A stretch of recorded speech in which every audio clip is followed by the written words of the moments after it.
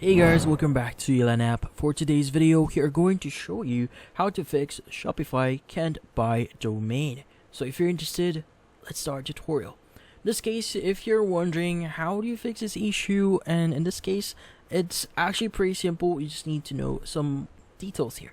So first things first, go to shopify.com, log into your account and access your stores or your website's admin page. Now, in this case, you want to go to settings at the bottom left here. And typically when you go to domains, you have two options. You have the buy domain and connect existing domain. So in this case, go and click on buy a new domain here.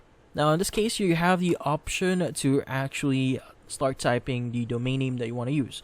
So for example, I want to use this domain here.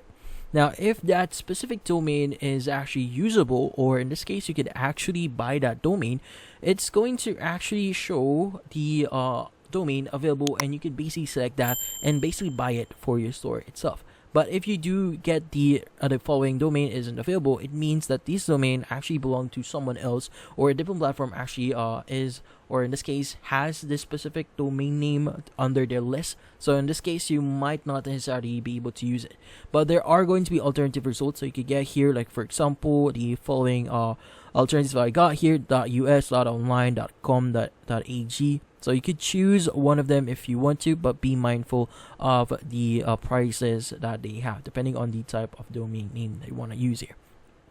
Now, in this case, yeah, so that's about it. So that's quite simple here. If your domain is actually available, you should be able to buy them. And if not, you need to look for an alternative. But in this case, that's about it. So hopefully this video was able to help you. Like and subscribe to Yelan app.